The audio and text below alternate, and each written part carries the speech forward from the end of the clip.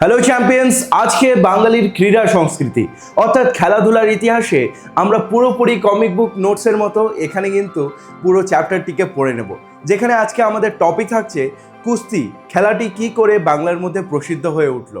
এবং আমরা কিন্তু এই ক্লাসটিকে পুরোপুরি theory plus MCQ based class করব, যেখানে তোমাদেরকে হাইলাইট করে দেবো এমসিকিউগুলি, তোমরা নোট করে নিও। পরীক্ষায় সমস্ত কিছু তোমাদের কিন্তু কমন আসবে এবং কোনোটি এমসিকিউ বাদ যাবে না, বলে রাখি। চলো শুরু করি আজকের এই ক্লাসটি, যেখানে আমরা দেখে নিচ্ছি যে বাংলাতে কুস্তি কি করে এলো। প্রথমে ইতিহাসে আমরা কি দেখতাম, বাঙালিদের নানান ধরনের খেলা ছিল, কিন্তু সেই খেলাগুলো কোথায় যেন হারিয়ে গেল। ওকে, যেমন সেই আগেকার যুগের যে আম পাতা জোড়া জোড়া, তারপর ডাংগুলি, তারপর হাডুডু, এই খেলাগুলো বা কবাডি, এই খেলাগুলো পাড়ায় পাড়ায় দেখা যেত। বাচ্চারা এগুলো মাঠের মধ্যে খেলতো, কিন্তু সেগুলো হারিয়ে গেল কিসের জন্য? এই যে মহামারী, মন্বন্তর, হিন্দু বৌদ্ধ সংঘর্ষ, তুর্কি আক্রমণ, ইংরেজদের উপনিবেশ, এর ফলে হাজার হাজার বছরের এই ইতিহাস পাল্টে দিল বাংলার খেলাধুলার ইতিহাস।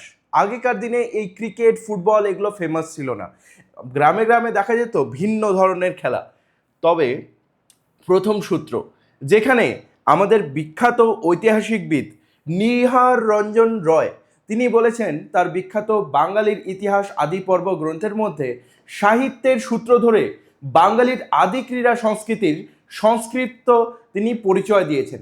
বিলুপ্ত ঐতিহ্যের অবশেষ টিকে আছে গ্রামীণ লোক উৎসবে। মানে এখনকার দিনে গ্রামে যে লোক উৎসবগুলো হয়, যেমন কোনো পূজা হলো অথবা কোনো যদি অনুষ্ঠান হলো, সেখানে এখনও কিন্তু সেই খেলাগুলো দেখা যায়। যেমন কুস্তি খেলাটি তুমি শহরে এই খেলাটি কখনো দেখতে পারবে না, কিন্তু এখনও কিন্তু বাংলার জায়গায় জায়গায় এগুলোর অনুশীলন চলছে।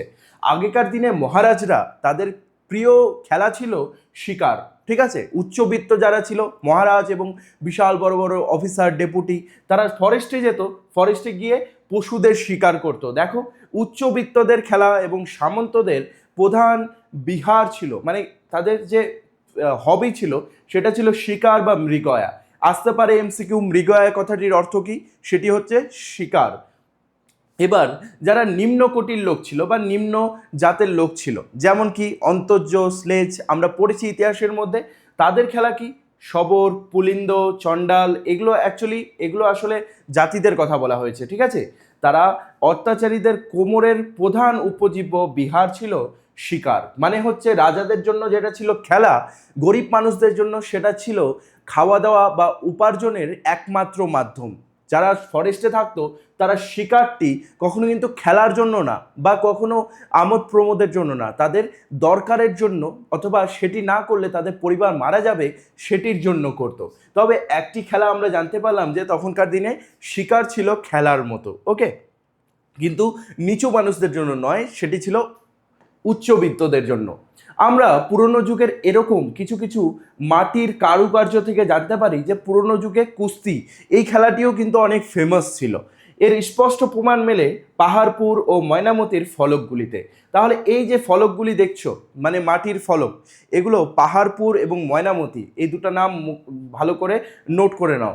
এখানে এই ফলকগুলো পাওয়া যায়, যেখানে দেখানো হয়েছে যে দুটো মানুষ কুস্তি করছে, মানে একে অপরকে ধাক্কা দেওয়ার মতো ভঙ্গি করে আছে। আরেকটি কি, সেখানে শিকারের কিছু কিছু ফলক করা আছে, যেখানে দেখানো হয়েছে যে এরকম তীর ধনুক নিয়ে মাথায় মুকুট পরে কোনো মানুষ তীর চালাচ্ছে, তার মানে এটা উচ্চবিত্তদের খেলা ছিল। এই ফলকগুলিতে দেখা যায় কুস্তি এবং মল্লযুদ্ধ। মল্লযুদ্ধ আর কুস্তি একই জিনিস, মনে রাখবে, ঠিক আছে? কুস্তিকে সংস্কৃতে মল্লযুদ্ধ বলে, নানা প্রকার দুঃসাধ্য শারীরিক কসরত। তাহলে এই কুস্তিটি কারা করতো? যারা গ্রামে থাকতো বা নিচু জাতের লোকেরা ছিল।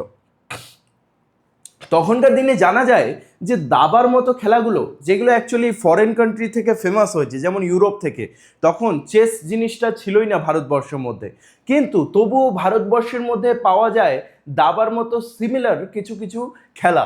সেখানে এই যে রাজাকে বলা হতো ঠাকুর, ঠিক আছে?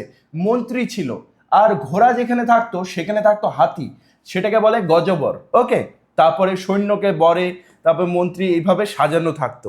তবে দাবার মতোই আমাদের এখানে কিন্তু অনেক খেলা দেখা যেত। এখানে একটা ইম্পর্টেন্ট কোশ্চেন আসতে পারে, রাজাকে ভারতীয় বা বাংলার দাবাতে কি বলা হতো? সেটি হচ্ছে ঠাকুর বলা হতো।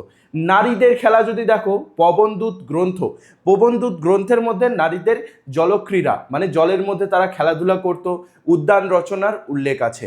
তাহলে গ্রন্থটার নাম খুবই ইম্পর্টেন্ট, যে কোন গ্রন্থের মধ্যে নারীদের খেলা জানা যায়। এটিই ছিল তাদের প্রধান শরীর ক্রিয়া, মানে তারা সাঁতার কাটতো, জলের মধ্যে খেলা করত, উদ্যানের মধ্যে সেই খেলাগুলো করত। সেগুলো থেকে আমরা জানতে পারি। গ্রন্থটার নাম অবশ্যই নোট ডাউন করে নেবে।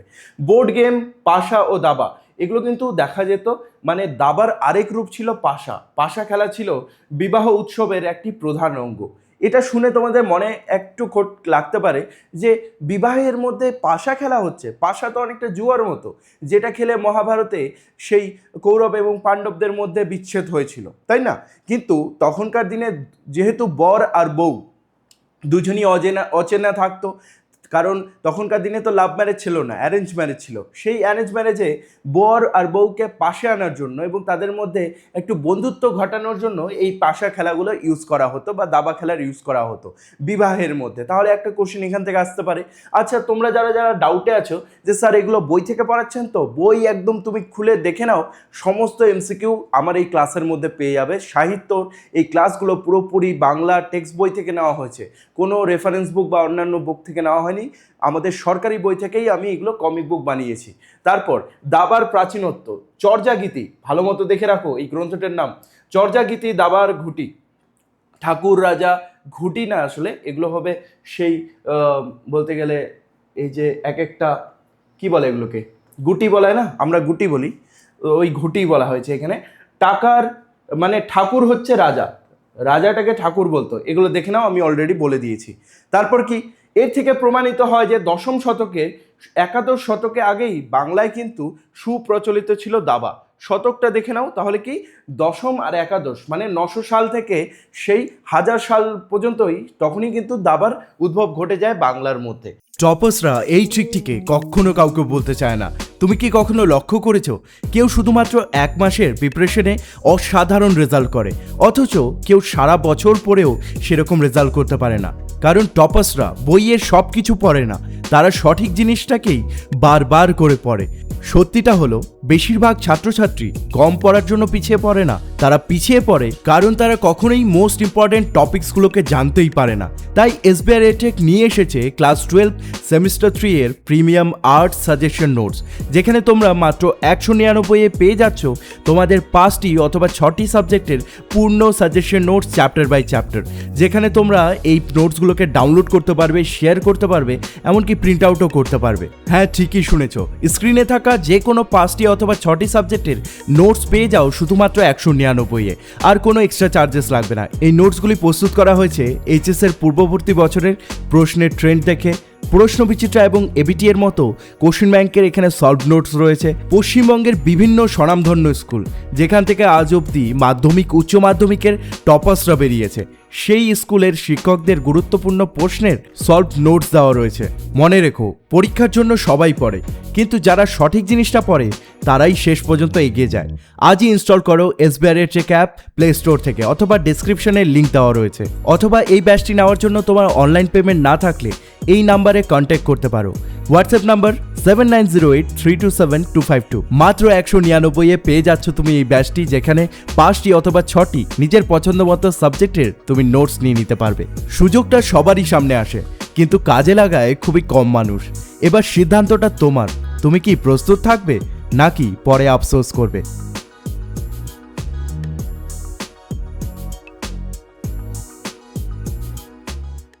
আবার কি দেখা যেত পুরনো সেই বাংলাতে, মহরমের সেই খেলা, মহরমের খেলা আমরা এখনো দেখি, তাই না? যেখানে লাঠি খেলা দেখানো হয়, তলোয়ার খেলা দেখানো হয়। এগুলো কিন্তু শরীর কসরত ছিল। তখনকার দিনে মানুষরা এগুলো করতো কারণ তারা শরীর কসরত দেখাতো এবং তাদের যে ফিটনেসটা সেটাকে ব্যক্ত করতো। দেখো, সেকালের মহরম উৎসব ছিল এক ধরনের বিখ্যাত বা বিরাট সমারোহ, চিত্ত উন্মাদক বিষয়। এই 10 দিন ব্যাপী উৎসবে প্রদর্শনীত হতো অসাধারণ আড়ম্বর, জাঁকজমক, শারীরিক কসরত। প্রধান ছিল লাঠি ও তলোয়ার খেলা। এটি কেবল ধর্মীয় উৎসব ছিল না, এটি ছিল বাঙালির শারীরিক শক্তির এক বিশাল প্রদর্শনীয় মঞ্চ। তাহলে যেটা বোঝালাম মহরমে কোন কোন খেলা দেখা যায় এটাও কিন্তু ইম্পর্টেন্ট, নোট করে রেখো। এরপর লোকক্রীড়া এবং মহাসম্মেলন ঘটতো, মানে জায়গায় জায়গায় না, যেমন কেরালাতে দেখবে এখনও কেরালাতে বোট রেসিং হয়, নৌকো রেসিং হয়, ঠিক আছে। তারপরে আমাদের বাংলার মধ্যে দেখি আমরা জায়গায় জায়গায় শর্ট বাউন্ডারি ক্রিকেট হয়, তারপর ফুটবল ম্যাচ হয়, টুর্নামেন্ট হয়, সেগুলোতে প্রাইজ থাকে।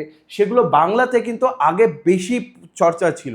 বাংলার গ্রামে গ্রামে মানে বছরে 2বার করে 3বার করে এগুলো টুর্নামেন্ট হতো। এর ফলে শারীরিক কসরত ভালো হতো এবং বাংলার মানুষেরা বেশি তখন ফিট ছিল। যেমন কি স্বামী বিবেকানন্দ, ঈশ্বরচন্দ্র বিদ্যাসাগর, এনারা সবসময় খেলাধুলাকে বেশি প্রাধান্য দিয়েছেন পড়াশোনার মতোই। মাথা খাটিয়ে বের করা সহজ সরল স্বল্প ব্যয় নানা রকম গ্রামীণ খেলা তখন ছিল, যেমন কি যেগুলোতে টাকা লাগে না, নৌকা বাইচ, বৌছি, দাঁড়িয়াবান্ধা, গোল্লা ছুট, হাডুডু, এগুলো হচ্ছে দলের খেলা। দলের খেলাগুলো তাহলে মনে রেখো, যেগুলো একজনে খেলা যায় না, অনেকজন লাগবে। শৈশবে যেগুলো ছোটবেলায় মানুষেরা খেলতো, ডাংগুলি, এক্কা দুক্কা, লুকোচুরি, কড়ি খেলা, ঘুড়ি ওড়ানো, কানামাছি।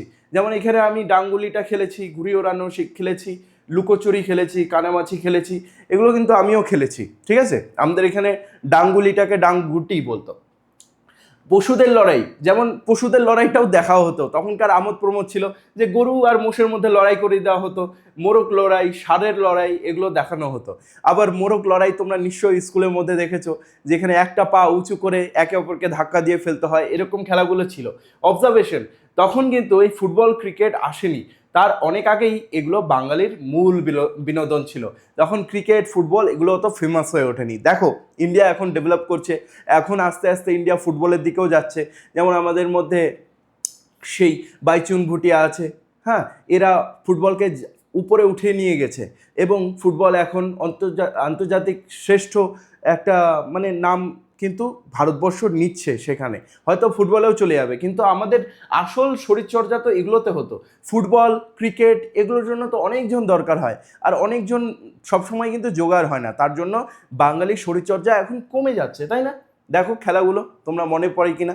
এটা হচ্ছে ডাংগুলি, ঠিক আছে, আর এটা হচ্ছে সেই ছোঁয়াছুঁয়ি বলে একটা খেলা ছিল। শুধু আনন্দ নয়, তখনকার দিনে এই খেলাগুলো থেকে আমাদের ইমিউনিটি তৈরি হতো, ঠিক আছে, ইমিউনিটি তৈরি হতো।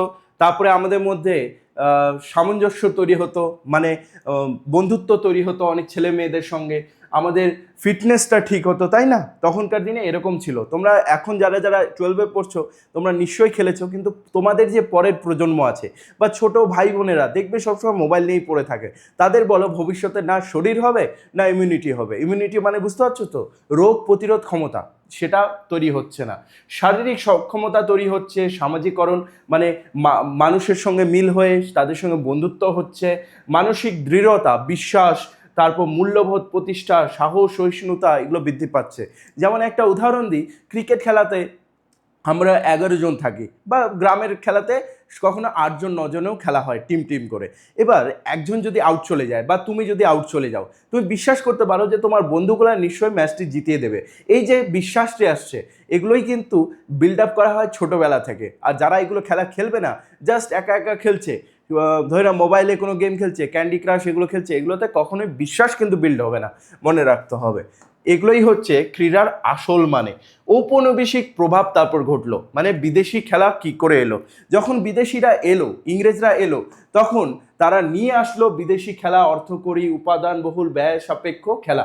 যেমন কি ফুটবল, ক্রিকেট, ব্যাডমিন্টন, এগুলোতে টাকা দরকার হয়, ব্যাট কিনতে টাকা দরকার হয়, ফুটবল কিনতে টাকা দরকার হয়। সমস্ত গ্রামে বা সমস্ত বাচ্চারা কিন্তু এগুলো অ্যাফোর্ড করতে পারে না। তারপর ব্যাডমিন্টনে নেট দরকার হয়, 4 জন দরকার হয় দক্ষ খেলাড়ি, যারা সেই ব্যাডমিন্টনের ককটিকে মারতে পারবে। ধরে নাও কেউ একজন মারতে পারছে না, তো সেটা খেলা কখনো জমেই না, তাই না? তো এই খেলাগুলো কিন্তু আমাদের বিনোদনটাকে খারাপ করে দিয়েছে। যেমন ফুটবল আর ক্রিকেট শুধুমাত্র 22 জন খেলে এবং বাকিরা দেখে থাকে।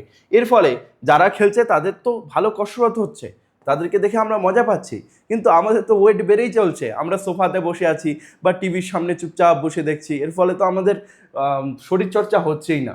আমাদের 19 শতকের বাংলায় জ্যোতিরেন্দ্র শতক, যেটি রামমোহন রায় ছিল, ঈশ্বরচন্দ্র বিদ্যাসাগর, অক্ষয় কুমার, দেবেন্দ্রনাথ ঠাকুরের মতো মনীষীদের প্রেরণায় বাংলায় সংকীর্ণতা ছেড়ে সংস্কার মুক্ত হলো। মানে তখনকার দিনে ওই বাল্য বিবাহ, তারপর সতীদাহ প্রথা, এগুলো সব কিছু আস্তে আস্তে বন্ধ হলো। কিন্তু ক্রীড়া ও সংস্কৃতিতে স্বাধীনতার আবেগ বিকশিত হতে থাকলো। এর ফলস্বরূপ জন্ম নিল জাতীয়তাবাদের এক নতুন অধ্যায়। মানে তখনকার দিনে মানুষজন কিন্তু আস্তে আস্তে দেশ স্বাধীনের পথে যাচ্ছিল, তাই না? এই যে যখন রামমোহন রায় এরা ছিল, এরা ইংরেজদের প্রতি আন্দোলন করতো আমাদের দেশকে স্বাধীন করার জন্য, এবং লুকিয়ে লুকিয়ে এরা শরীর কসরত করতো। যেমন কুস্তি, এই খেলাটি আমরা এগুলো কিন্তু তারা লুকিয়ে লুকিয়ে করতো, ইংরেজদের সামনে করতো না। হিন্দু মেলা মুক্তির পথে এক মাইল ফলক। মুক্তি মানে এখানে স্বাধীনতার কথা বলা হয়েছে ইংরেজদের বিরুদ্ধে। 1867 খ্রিস্টাব্দে এপ্রিল মাসে ঠাকুর পরিবারের সহযোগিতায় কলকাতায় প্রথম হিন্দু মেলা বা চৈত্র মেলা আয়োজিত হয়। সেখানের উদ্দেশ্য কি ছিল এই মেলার? দেশীয়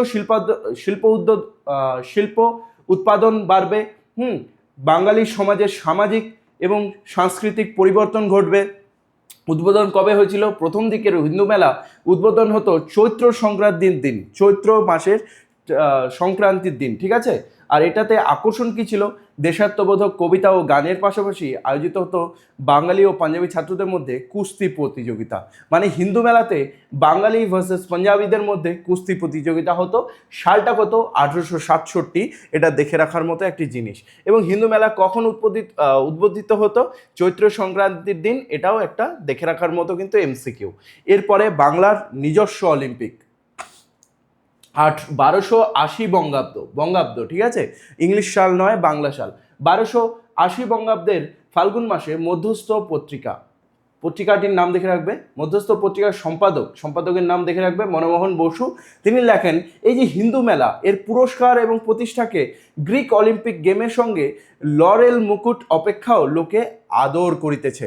মানে এই যে হিন্দু মেলায় যে কুস্তি প্রতিযোগিতাটা হতো, এটা দেখে মনে হতো যেন মানুষজন অলিম্পিক দেখছে, সেই গ্রিক অলিম্পিক দেখছে। তো খুব বেশি এটা ফেমাস হচ্ছিল ভারতবর্ষের মধ্যে। ওকে, তো এখানে কোন খেলাকে বা কোন সেই অনুষ্ঠানকে গ্রিক অলিম্পিকের সঙ্গে তুলনা করা হয়েছে? সেটি হচ্ছে হিন্দু মেলার কুস্তি প্রতিযোগিতাকে মনে রাখতে হবে এমসিকিউ এর জন্য।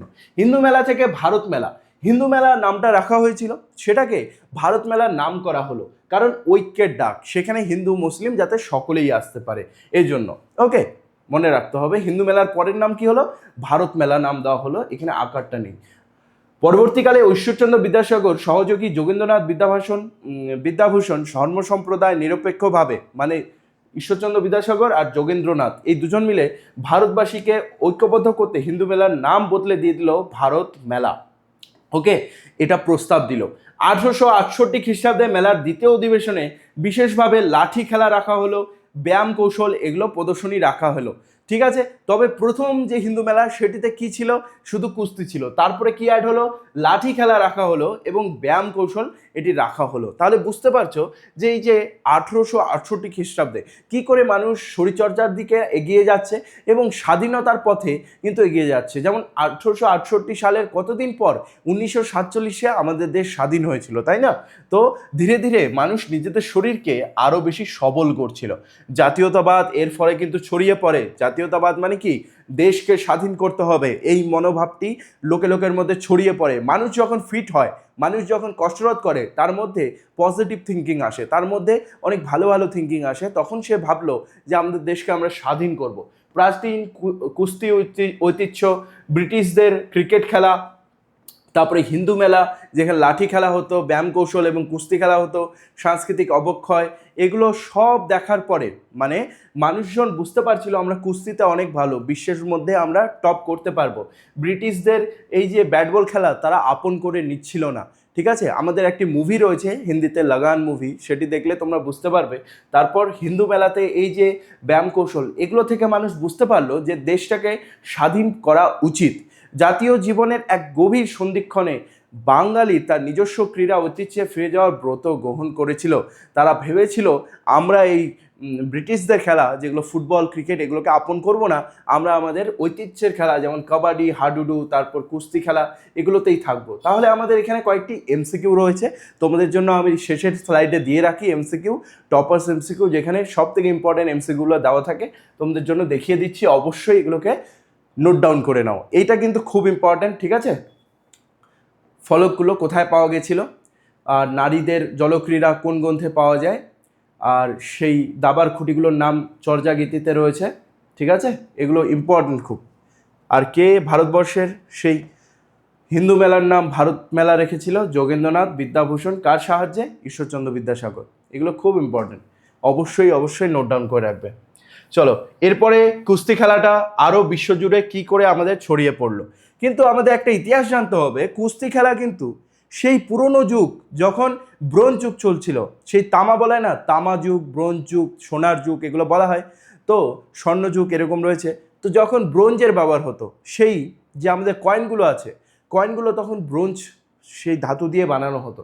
তখন সেই মেসোপটেমিয়া, যা 5000 বছর আগের পাথর খোদাইয়ে আমরা কুস্তির ছবিটা এখনো পাই, ঠিক আছে। ঐতিহাসিকবিদরা যখন সেই খোদাই করে দেখেছে, এগুলো যখন পেয়েছে, সেই পাথরের মধ্যে দেখেছে মেসোপটেমিয়াতে একটাই পাথরের মধ্যে খোদাই করে আঁকা রয়েছে যে দুটি মানুষ সেখানে কুস্তি লড়ছে বা যুদ্ধ করছে।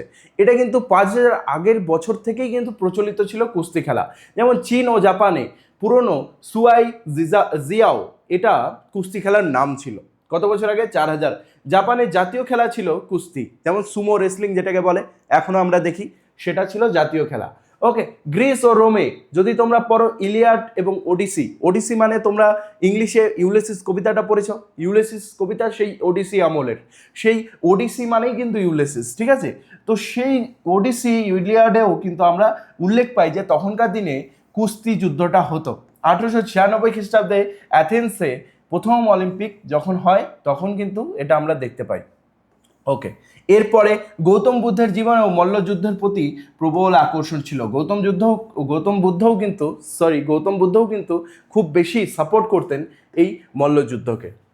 নেক্সট, পুরাণ যদি আমাদের হিন্দু পুরাণ পড়ে দেখি, আমরা পাই যে সেই রামায়ণ এবং মহাভারতেও কিন্তু কুস্তি এই খেলাটির উল্লেখ রয়েছে। যেমন ভীম, দুর্যোধন, কৃষ্ণ, বলরাম, বালি, হনুমান, জরাসন্ধ সকলেই কিন্তু মল্লযুদ্ধে অসামান্য পারদর্শী ছিলেন। আমরা যদি এখনও মহাভারত খুলে দেখি, তবে দেখতে পাবো যে সিরিয়ালগুলোর মধ্যে কুস্তি সেই খেলাগুলি হচ্ছে, হনুমানের সঙ্গে জরাসন্ধ এদের সঙ্গে কিন্তু হচ্ছে, তাই না।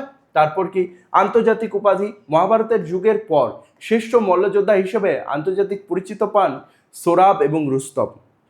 মহাভারতের পর কারা শ্রেষ্ঠ মল্লযোদ্ধা পান আন্তর্জাতিক পরিচিতি, আন্তর্জাতিক মানে ইন্টারন্যাশনাল, ঠিক আছে, পুরো বিশ্বের মধ্যে এই সোরাব এবং রুস্তম এরা কিন্তু সেই একদম সব থেকে ভালো কুস্তিবিদ হিসেবে পরিচিত হন। তো তার জন্য এখনকার দিনে যদি ইন্ডিয়ান রেসলার কোনো সব থেকে বেস্ট ইন্ডিয়ান রেসলারকে কী বলা হয়? রুস্তম-ই হিন্দ, ঠিক আছে। এখনকার দিনে তার জন্য সব থেকে বেস্ট ইন্ডিয়ান রেসলারকে উপাধি দেওয়া হয় রুস্তম-ই হিন্দ। যেমন ম্যান অফ দ্য ম্যাচ, সেরকম রুস্তম-ই হিন্দ, যেটাকে বাংলাতে এটা বলা হয় এবং ইংলিশে বলা হয় দ্য গামা, ঠিক আছে, দ্য গামা। তো এটা ইম্পর্টেন্ট রয়েছে যে রুস্তমের নাম অনুসারে ভারতীয় কুস্তিগীরদের কি উপাধি দেওয়া হয়েছে। আধুনিক ভারতের কুস্তির জাগরণ, আধুনিক ভারতে কি করে কুস্তি ছড়িয়ে পড়লো। আধুনিক ভারতে কুস্তি চর্চা প্রথমেই শুরু হয় বরোদার মধ্যে। বরোদা কোথায়? গুজরাটে কিন্তু ভারতে প্রথম কুস্তি শুরু হয়। তারপরে সেখানে শুরু করেন কে? বরোদার খণ্ডেরাও মহারাজ। মহারাজ কে ছিলেন? খান্ডেরাও। তিনি এটা শুরু করেছিলেন। তিনি নিজে একজন বড় পালোয়ান ছিলেন, মানে কুস্তিবিদ ছিলেন। তারপর বরোদা থেকে ক্রমশ ছড়িয়ে পড়লো এই কোলাপুরের দিকে, ইন্দোরের দিকে, মথুরার দিকে, আলওয়ারের দিকে, যোধপুরের দিকে এবং পাকিস্তান, এই পুরো এরিয়াগুলো ছড়িয়ে পড়লো। যেহেতু পুরোটাই আমাদের ভারতবর্ষ ছিল আগে, তো পুরো ভারতবর্ষের মধ্যে ছড়িয়ে পড়লো। তারপর পেশাদারি প্রতিযোগিতায় স্থান ক্রমশ দখল করে নিল শৌখিন কুস্তিগির এবং শৌখিন কুস্তি প্রতিযোগিতা। তো যখন এটা ইন্ডিয়াতে শুরু হলো, তারপরে আস্তে আস্তে প্রতিযোগিতা শুরু হলো এবং গ্রামে গ্রামে প্রদর্শনী শুরু হলো। এভাবে কিন্তু কুস্তি ছড়িয়ে পড়ছিল। কিন্তু আমরা পড়ছি বাংলার কুস্তির ইতিহাস, তাই না? সেখানে বাংলাতে প্রথম কুস্তিকে নিয়ে আসলেন, তাহলে দুজনের নাম আমরা উঠে আসে। সেখানে মহারাজা নৃপেন্দ্র নারায়ণ এবং মুর্শিদাবাদের নবাব, এনারা দুজন কিন্তু নিয়ে এসেছিলেন বাংলাতে কুস্তি। অন্যান্য যদি পৃষ্ঠপোষক যারা কুস্তিকে সাপোর্ট করেছিল, তাহলে জানবাজারের রাজা, ঝামাপুকুরের মিত্রবাড়ি, পাইকপাড়ার জমিদার এবং ঝাড়গ্রামের রাজা, এনাদের সেই রাজমহল অথবা তাদের যে আখাড়া, সেখানে কিন্তু কুস্তি প্র্যাকটিস করা হতো। বাংলার কুস্তির ইতিহাসে আখাড়া সংস্কৃতি প্রচলনে অন্যতম প্রতীক্ষিত ছিলেন অম্বিকাচরণ গুহ। তাহলে বাংলায় প্রথম আখাড়া কে শুরু করেন? অম্বিকাচরণ গুহ, মনে রাখতে হবে। ওকে, নোট ডাউন করে নিও। আখড়া মানে জানো তোমরা? আখড়া মানে হচ্ছে এমন একটি স্থান যেখানে মাটি খোদাই করে চতুর্কোণ একটা মানে চারপাশ দিয়ে একটা বাউন্ডারি বানানো হয়েছে, সেখানে মাটি খুঁড়ে রাখা হয়েছে, সেখানে মাটির মধ্যেই তারা কুস্তি লড়বে। ঠিক আছে, 2 বা 3 সেখানে কুস্তি লড়বে, বুঝতে পারছো? তো মাটি যেহেতু খোঁড়া থাকবে, মাটিটা সেখানে লুজ থাকবে, তো পড়ে গেলেও সেরকম কোনো ইনজিউরি হতো না। ওকে, তারপর প্রথম দিকের বিশ্বমানের লড়াই যেগুলো আমরা দেখেছিলাম, মানে ওই এখনকার দিকে দেখি না, ইন্ডিয়া ভার্সেস নিউজিল্যান্ড হয়, ইন্ডিয়া ভার্সেস অস্ট্রেলিয়া হয় ক্রিকেটের মধ্যে, সেরকম বাংলাতেই প্রথমে সেই ব্রিটিশদের সঙ্গে কিন্তু কুস্তি হতো। ব্রিটিশ, হ্যাঁ, তখন যেহেতু ব্রিটিশ আমাদের শাসনে ছিল, 1892 1894 ঘটনা, তখন কিন্তু ব্রিটিশদের সঙ্গে হতো। মহারাজা যেমন নৃপেন্দ্র নারায়ণ, যিনি কুস্তিকে বাংলার মধ্যে নিয়ে এসেছিলেন, যোদ্ধা করিম বক্সের সঙ্গে টম ক্যাননের কিন্তু যুদ্ধ লেগে গিয়েছিল।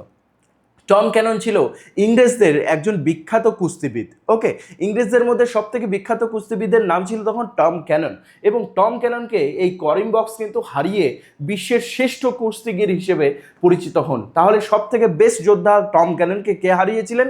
করিম বক্স। কার আমলে? মহারাজা নৃপেন্দ্র নারায়ণের আমলে। নবাব আয়োজিত, এবার মুর্শিদাবাদের নবাব তিনিও আয়োজন করেছিলেন, রহিম পালোয়ান বনাম বালিওয়ালা গামু, এটাতে গামু জয়লাভ করেছিল। এটাও একটা কিন্তু মনে রাখার মতো। এবার আখাড়া সংস্কৃতি, যেটা আমি বললাম তোমাদেরকে, এই যে গোল করে করা হয়েছে বাউন্ডারি এবং মাঝখানে মাটি খুঁড়ে রাখা হয়েছে, এখানেই তারা কিন্তু লড়াই করবে।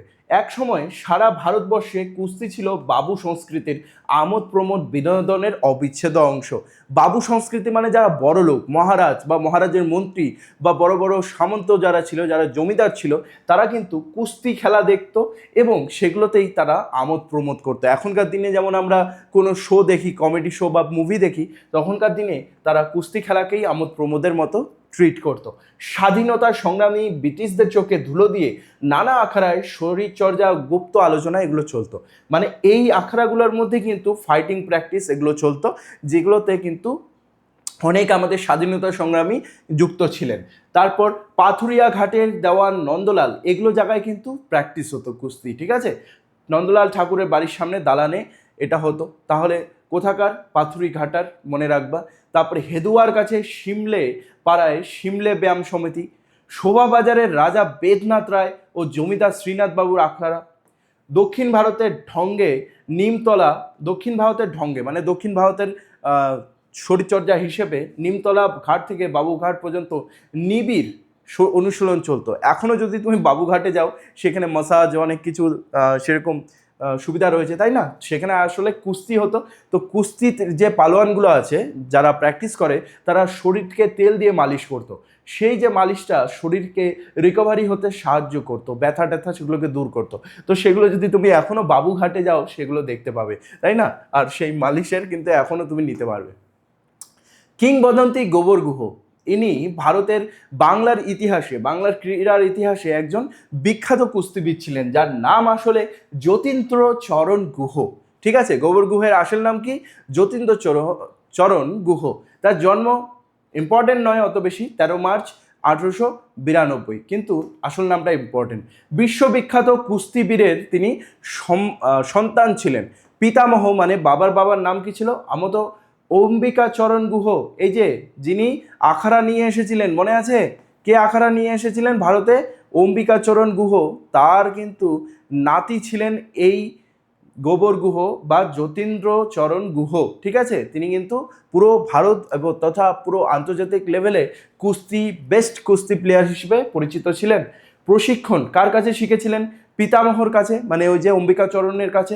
পরে বিখ্যাত কুস্তিগির খোলসা চৌবে, তারপর রহমানি পালোয়ান, এদের কাছে কঠোর অনুশীলন করেছিলেন আমাদের গোবর গুহ।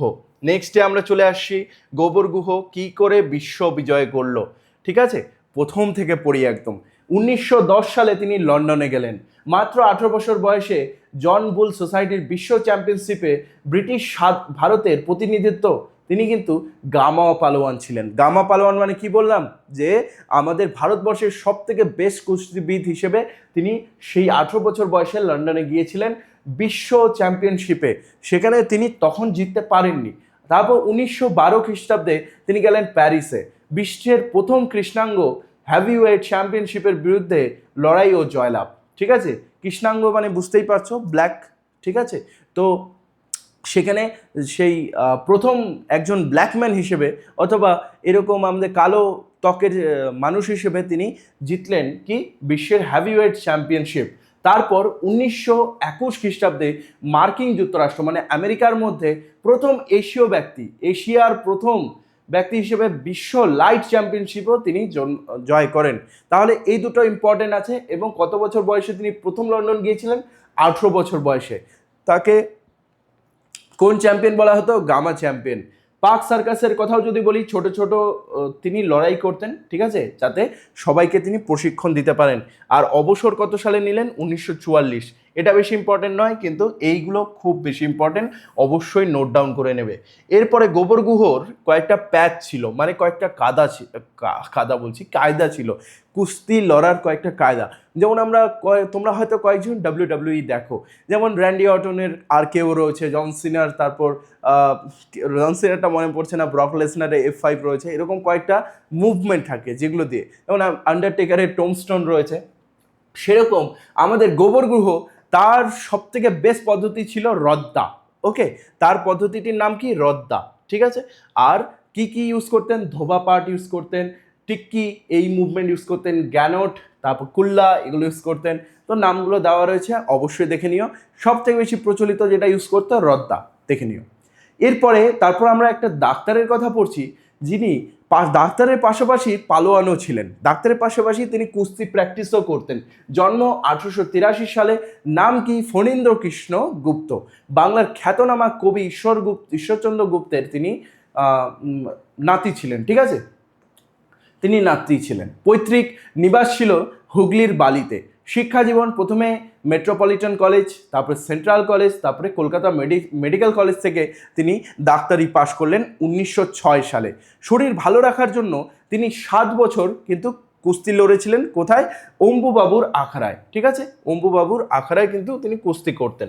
এরপরে ফণীন্দ্র কৃষ্ণ গুহের বহুমুখী অবদান কি কি তিনি করেছিলেন? আখড়া প্রতিষ্ঠা করেছিলেন। অম্বুবাবুর মৃত্যুর পর নিজের বাড়িতে আখড়া তিনি খোলেন। বাঙালি ও পশ্চিম দেশীয় যুবকদের তিনি বিনা পয়সাতে কুস্তি শেখাতেন। পশ্চিম দেশীয় মানে হচ্ছে সেই ইউরোপের অথবা ইংরেজদের বাচ্চাগুলোকে তিনি শেখাতেন কুস্তি।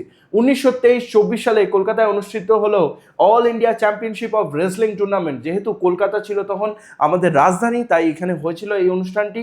এবং মুর্শিদাবাদের নবাবের সাথে তিনি মধ্যস্থ ছিলেন, মানে মুর্শিদাবাদের নবাবের সঙ্গে তিনি কিন্তু এই অনুষ্ঠানে বসেছিলেন। ওকে, চিকিৎসক, তার যদি চিকিৎসকটা দেখি আমরা, কি করেছিলেন? 9 বছর ইন্ডিয়ান মেডিকেল সার্ভিসে তিনি কাজ করেন। বিনামূল্যে অনেক রোগীর চিকিৎসা করেন। লৌহ মানব হিসেবেও তাকে জানা হয়। বিখ্যাত ছাত্র, তার যে নিজস্ব ছাত্র আছে, বিখ্যাত ছাত্র নীলমণি দাস, যাকে আমরা লৌহ মানব মানে আয়রন ম্যান হিসেবে চিনি, সে কিন্তু এনারই ছাত্র ছিল। ঠিক আছে, তাহলে লৌহ মানবের আসল নাম কি? নীলমণি দাস। কার ছাত্র ছিলেন? দেখে নাও, কার ছাত্র ছিলেন বলো? ফণীন্দ্র কৃষ্ণ গুপ্ত। ওকে, এরপরে আসছি আমরা বাংলার অন্যান্য দিকপাল, যারা কিন্তু সাপোর্ট করেছিলেন বাংলার কুস্তিকে। যেমন শ্যামাকান্ত নন্দী, কলকাতার কুস্তির ইতিহাসে একজন আলোক উজ্জ্বল নাম, যিনি প্রসিদ্ধ ভারোত্তোলক, মানে তিনি আমাদের ভারতের মধ্যে এই খেলাটিকে অনেক উপরে নিয়ে গেছিলেন। ইউজিন স্যান্ডো, 1905 সালে বিখ্যাত বডি বিল্ডার ইউজিন স্যান্ডো তিনি কলকাতায় আসেন এবং হাজিরিস থেকে কলকাতায় পা রাখেন। তাহলে ইউজিন স্যান্ডো কততে এসেছিলেন এটা মনে রাখতে হবে। আর কে ছিলেন তিনি? তিনি বডি বিল্ডার ছিলেন। ওকে, তারপর স্বামী বিবেকানন্দ কিন্তু সবসময় কুস্তি চর্চা এবং শরীরচর্চাকে তরুণদের মধ্যে প্রচার করতেন। অন্যান্য যদি বিশিষ্ট ব্যক্তির নাম বলো, রাষ্ট্রগুরু সুরেন্দ্রনাথ, জিতেন্দ্রনাথ, স্বামী ব্রহ্মানন্দ, যার নাম রাখালচন্দ্র ঘোষ, তারা কুস্তির মাধ্যমে ভারতীয় জাতীয় ভাবটিকে আরও উত্তোলন করে তোলেন। কুস্তির যদি সংগঠন দেখো, আন্তর্জাতিক মঞ্চ কি করে কুস্তিটা এগিয়ে গেল, তাহলে বাংলায় প্রথম ভারতের শৌখিন কুস্তি প্রতিযোগিতা প্রচলিত হয় 1934 সালে। বাংলাতে তখন ফার্স্ট চ্যাম্পিয়নশিপ শুরু হলো, বেঙ্গল চ্যাম্পিয়নশিপ কুস্তির। তারপরে 1948 সালে কুস্তির প্রসারের জন্য ভারতীয় কুস্তি ফেডারেশন গড়ে ওঠে। কত সালে? 1948 সালে, মনে রাখতে হবে। 1953 সালে প্রথম বেসরকারি আন্তর্জাতিক কুস্তি প্রতিযোগিতা অনুষ্ঠিত হয় ভারত ও জাপানের মধ্যে। 1953-তে আবার কি হলো? বুখারেস্টে সেই বিশ্ব যুব সম্মেলনে ভারতীয় দলে ছিলেন কেডি যাদব, সূর্যবংশী, শ্যামসুন্দর চট্টোপাধ্যায়। এরপরে আমরা আসছি যা এমসিকিউগুলো এখান থেকে আসতে পারে। তোমাদেরকে সব কিছুই তো ডিটেলে বোঝালাম। দেখো, তোমাদেরকে আমি অলরেডি এই চ্যাপ্টার যে রয়েছে এই চ্যাপ্টারে অলরেডি 30% পড়িয়ে দিলাম। তোমরা যদি ভালো মতো আমার এই ক্লাসগুলো করো তাহলে তোমরা পরীক্ষায় অবশ্যই সব থেকে টপ নাম্বার নিয়ে আসবে। তোমরা এই এমসিকিউগুলো করো, যদি আমার পড়ানো ভালো লেগে থাকে। দেখো, এই এমসিকিউগুলো নিয়ে নাও, ওকে? আমি নেক্সটে যাচ্ছি। যদি আমার পড়ানো ভালো লেগে থাকে তবে অবশ্যই নেক্সট ক্লাসে আমার সঙ্গে থেকো, যেখানে আমি বাঙালি ক্রীড়া সংস্কৃতিতে তোমাদেরকে ফুটবল এই ইতিহাস শেখাবো, ব্যাট বলের ইতিহাস শেখাবো। এবং এই ক্লাসটি আসবে আমার আলফা বাংলা ব্যাচের মধ্যে। ইউটিউবে এই ক্লাসটি আসবে না। যেখানে তুমি যদি আলফা বাংলা ব্যাচ নাও তাহলে ডেসক্রিপশনে আমার অ্যাপটি ডাউনলোড করতে পারো। মাত্র 199 টাকায় তুমি আমার সঙ্গে বাংলা এবং বাংলা সাহিত্য ভাষা পুরোপুরি পড়তে পারবে এরকম ইন্টারেস্টিং কমিক বুকের সাথে। এই যে কমিক বুকটি দেখলে এটা আমার অ্যাপের মধ্যে এই ব্যাচের মধ্যে দেওয়া আছে। সেখান থেকে তুমি পড়তে পারবে, নোট ডাউন করতে পারবে। সব থেকে সেরা পশ্চিমবঙ্গের তুমি নোটস পাবে, ওকে? এবং এখানে তুমি কি কি পাচ্ছ? অ্যানিমেটেড নোটস পাচ্ছ, যেগুলো এখন দেখলে তুমি। সঙ্গে কমিক বুক আর টেক্সট স্টোরি পোয়েমসের কমিক বুক পাচ্ছ। মানে ওই পোর্টরাজ রয়েছে, বাংলা ভাষা রয়েছে, বা আদরিণী রয়েছে, তারপর ধর্ম রয়েছে, দিগ্বিজয়ের রূপকথা, এগুলো সমস্ত কমিক বুক এবং অ্যানিমেটেড ভিডিওস দেওয়া আছে আমার অ্যাপের মধ্যে। প্রতিটা চ্যাপ্টার থেকে মক টেস্ট এবং কুইজ দিতে পারবেন নিজের মতো যখন ইচ্ছে তখন দিতে পারবে, কারোর জন্য অপেক্ষা করতে হবে না। তারপর রেকর্ডেড এবং লাইভ ক্লাস হচ্ছে, যেমন লাইভ ক্লাস হলে তুমি জয়েন করতে পারবে, আর যদি না জয়েন করতে পারো সেটিকে যখন ইচ্ছে রেকর্ডেড ক্লাস হিসেবে অ্যাপের মধ্যে তুমি দেখতে পারবে। রাত 3টে হোক, সকাল 5টা হোক, তোমার পুরো স্বাধীনতা রয়েছে, যখন ক্লাস করতে পারবে। আর প্রতিটি চ্যাপ্টার থেকে ডাউনলোডেবল প্রিমিয়াম নোটস লাগবে। তুমি এই নোটগুলোকে ডাউনলোড করতে পারবে, পড়তে পারবে। নোটগুলিতে ব্যাখ্যা দেওয়া রয়েছে, যেই ব্যাখ্যাগুলো পড়ে কিন্তু তোমার পুরোপুরি এই এমসিকিউগুলো মনে থাকবে। যেমন আজকালকার মানে বইয়ে দেখি শুধুমাত্র কোশ্চেন আর শুধুমাত্র অপশন আর অ্যান্সার দেওয়া আছে, না, আমার নোটগুলির মধ্যে পুরোপুরি ব্যাখ্যা দেওয়া আছে, ঠিক আছে? সেই ব্যাখ্যাগুলো পড়ে তোমার বেশি করে মনে থাকবে। আর এর সাথে কিন্তু তুমি আমার সাজেশন নোটগুলো ফ্রি পেয়ে যাচ্ছ বাংলাতে। এই ব্যাচের মধ্যেই সাজেশন নোট তোমাকে ফ্রি দেওয়া হবে। তো অবশ্যই জয়েন করতে পারো, 199 দাম রেখেছি শুধুমাত্র। আর যদি তোমার কোনো পেমেন্ট অপশন না থাকে, অনলাইন পেমেন্ট না থাকে, তাহলে কিন্তু তুমি আমাকে হোয়াটসঅ্যাপ করতে পারো এই নাম্বারের মধ্যে, যেটি হচ্ছে 7908327252। এই নাম্বারে সরাসরি তোমার সঙ্গে আমার হোয়াটসঅ্যাপে কথা হবে এবং তুমি অনলাইন যে কোনো কারো কাছ থেকে বা দোকান থেকে তুমি অনলাইন পেমেন্ট করতে পারবে। আমি তোমাকে কিউআর প্রোভাইড করে দেবো। See you soon guys.